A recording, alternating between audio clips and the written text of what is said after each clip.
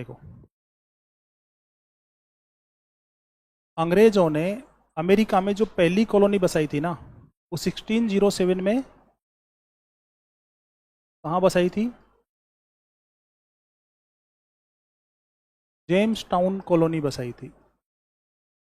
यहाँ अपन कुछ बहुत ज़्यादा इंटरेस्टिंग बातें करेंगे, तुम भी कहोगे कि ये कैसे संभव है। ठीक है, देखो, इंग्लैंड का राजा था king James first. King James first ने चार्टर देके और इनको कहाँ भेज दिया? अमेरिका भेज दिया। पहला दल अंग्रेजों का जो अमेरिका आया, उसने जेम्स नदी के किनारे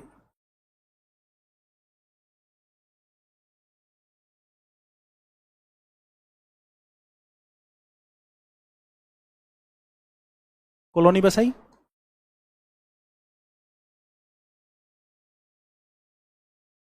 नदी कौन सी है? क्यों है वो नदी जेम्स? अरे राजा का नाम जेम्स है, उससे पहले नदी के नाम की क्या जरूरत है? यहाँ तो नेटिव लोग हैं ना, मूल अमेरिकी, मूल निवासी, क्यों रखेंगे नदियों के नाम? तो उस नदी के किनारे इन्होंने जो कॉलोनी बसाई, वो अपने राजा के नाम पे क्या कहलाई? James town. अमेरिका में इंग्लैंड के द्वारा बसाई गई पहली कॉलोनी कौन सी है? कब बसी है? और ये कॉलोनी बसाई है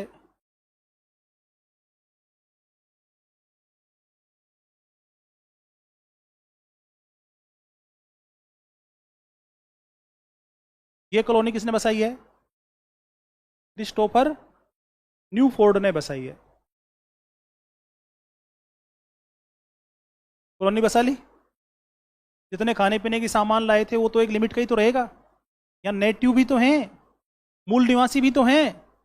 तो यहां इस जेम्स टाउन में जो कबीला था ना, जो नेटिव थे, मूल निवासी थे, वो था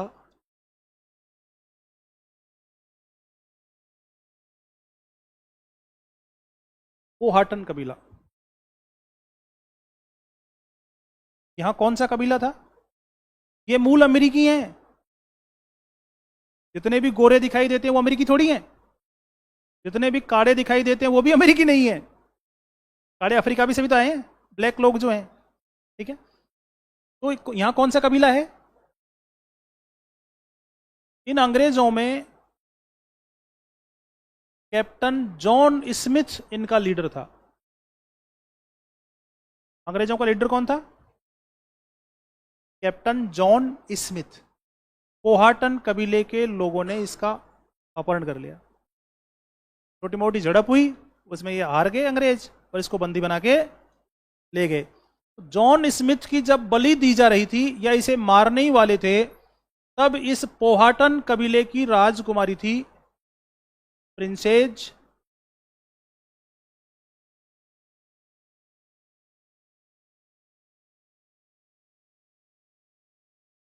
पोकाहोंटस।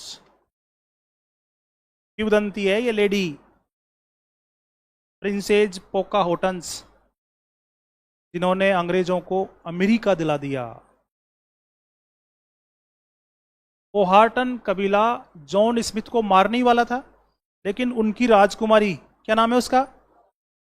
पोकाहोंटस, उसने जॉन स्मिथ की जान बचा दी।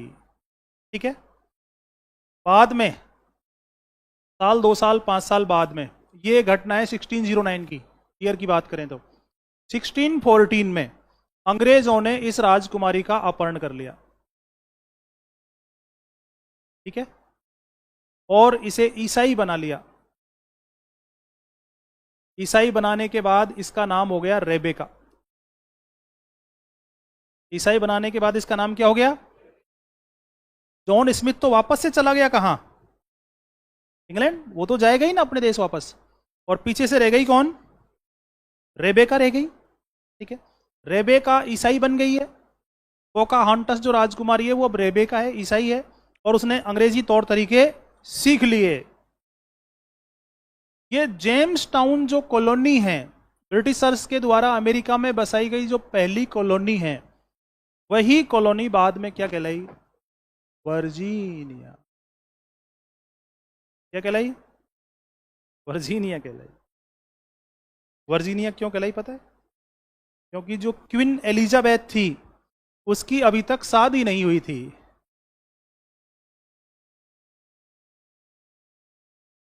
क्वीन एलिजाबेथ की अभी तक शादी नहीं हुई थी, वर्जिन थी वो, इसलिए उसके नाम पर इन्होंने अपनी कॉलोनी को क्या कह दिया?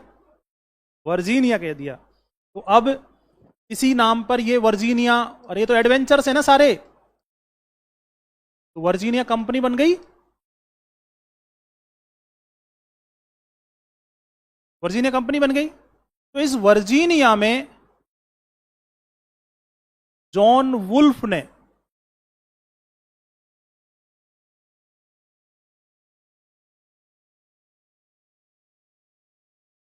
तंबाकू उगाई, और ये तंबाकू बीज की तस्करी करके लाया था। आज भी दुनिया में वर्जीनिया की तंबाकू बहुत फेमस है। तो वर्जीनिया में तंबाकू उगाने का श्रेय किसे है? जॉन वुल्फ तंबाकू के बीजों की तस्करी करके यहां लाया था। क्या वो लैटिन अमेरिका से लाया था? क्या वो यूरोप से लाया था? आज तक इन सवालों के कोई जवाब नहीं। कुल मिला के बात यह है कि वर्जीनिया में तंबाकू उगाने का श्रेय किसे है? वो तस्करी करके यहां बीज लेके आया तंबाकू के।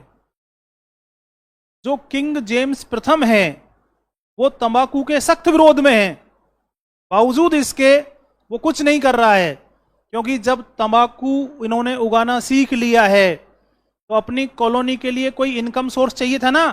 तो वो इनकम सोर्स अब क्या है? तो ये तंबाकू थी जिसने वर्जीनिया की परमानेंट इनकम स्टेबल कर दी। अब वर्जीनिया की आय स्थिर हो गई, किसके भरोसे? राजकुमारी पोकाहोंटस अभी यही है रेबेका बन के, ठीक है। और रेबेका ने जॉन वुल्फ से शादी कर ली, और अब वो क्या बन गई?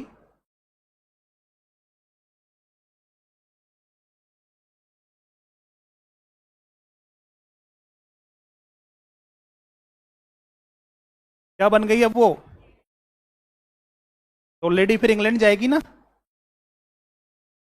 तो लेडी इंग्लैंड की यात्रा पे गई, और वो इतनी सुंदर थी, इंग्लैंड के लोग उसे देखने के लिए उमड़ पड़े। लेकिन अफसोस वो कबीले की थी, उसकी इम्यूनिटी शहरों में रहने के लायक, वो वहां रही, और थोड़े दिनों में ही वो बीमार हुई। वो वापस आने के लिए, वुल्फ तो समझता था ना, उसे वापस आने के प्रयास शुरू किए, वो मर गई। किंवदंती है, माइथोलॉजी है आज ये एक तरह से अमेरिका में। कुछ लोग कहते हैं कि ये हिस्टोरिकल कैरेक्टर है क्योंकि जॉन स्मिथ ने अपनी डायरी में इसका उल्लेख किया है, और कुछ लोग कहते हैं नहीं, जॉन स्मिथ ने अपनी कहानी, अपनी अभियान को, अपनी विजय को माइथोलॉजी से जोड़ने के लिए एक कैरेक्टर गढ़ लिया। राजकुमारी पोकाहांटस कोई ओरिजिनल कैरेक्टर नहीं है। तो दो ग्रुप हैं, दोनों अपनी अपनी बात करते हैं। लेकिन जब भी अपन हिस्ट्री ऑफ अमेरिका पढ़ेंगे या अमेरिकन सिविल वॉर पढ़ेंगे तो प्रिंसेस पोकाहांटस का जिक्र, ये एक राजकुमारी जिसने ब्रिटिशर्स को अमेरिका दिला दिया। कैसे दिला दिया? ठीक है ना। वर्जीनिया एक तो राजकुमारी पोकाहोंटस की वजह से बहुत प्रसिद्ध है, तंबाकू की वजह से बहुत प्रसिद्ध है, ठीक है ना। दूसरी बात, अब ब्रिटिशर्स यहां आ गए, यहां रहने लग गए, लेकिन ये सब तो पुरुष हैं, इनमें अभी तक कोई भी महिला और इंग्लैंड की लड़कियां वहां जाने को तैयार नहीं है। तो फिर क्या करें? तो वर्जीनिया कंपनी ने, आपने ये तो देखा ही होगा कि भाई शादी करने के लिए लोग प्रस्ताव भेजते हैं, ठीक है ना। अब आजकल तो विज्ञापन अखबार में आने लग गए शादी के लिए। तो दुनिया में शादी के लिए जो पहला विज्ञापन दिया ना, वो वर्जीनिया कंपनी ने दिया। दुनिया में शादी करने का पहला विज्ञापन किसने दिया है? वर्जीनिया कंपनी ने कहा अगर ब्रिटिश महिलाएं अमेरिका में जाकर वर्जीनिया कंपनी के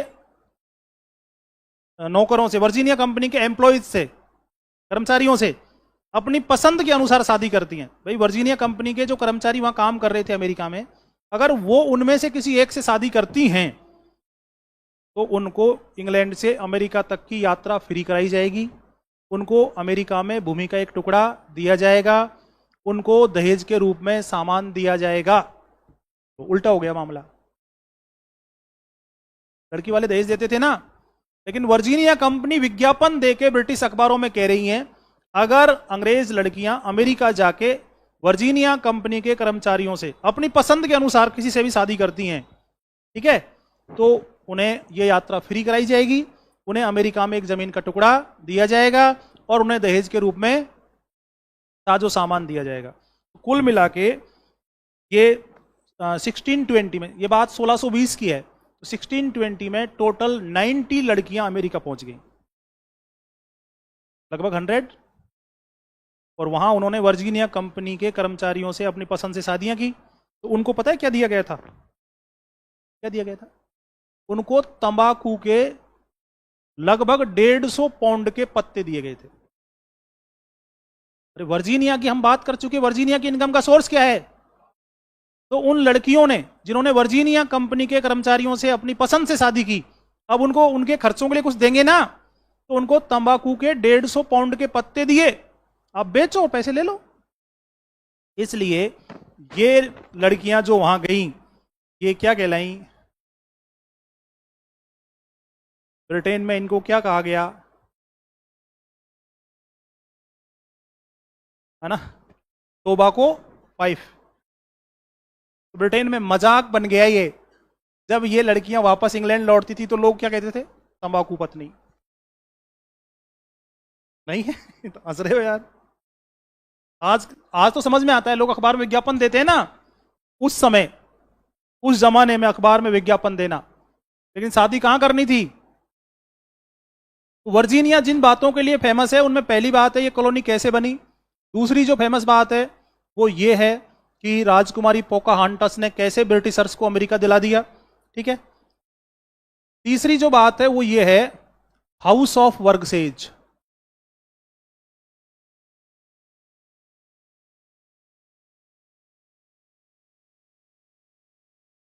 वर्जीनिया में जो प्रतिनिधि सभा थी ना,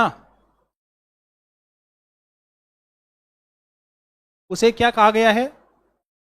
हाउस ऑफ वर्गसेज। हाउस ऑफ वर्गसेज वर्जीनिया में थी और इसे ही अमेरिकी लोकतंत्र का जन्म स्थल कहा जाता है। हाउस ऑफ वर्गसेज से ही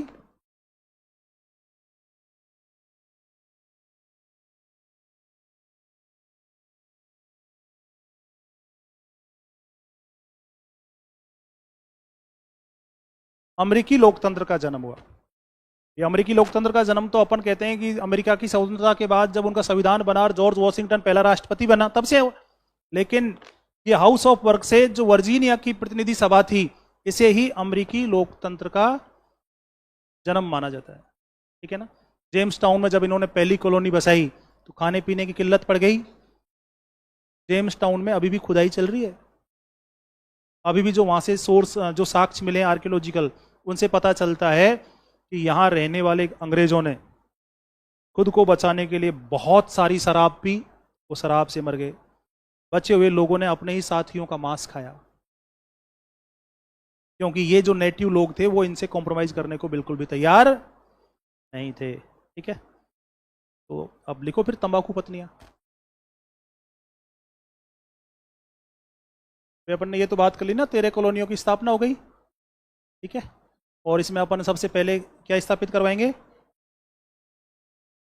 वर्जीनिया, ऐसे लिखो।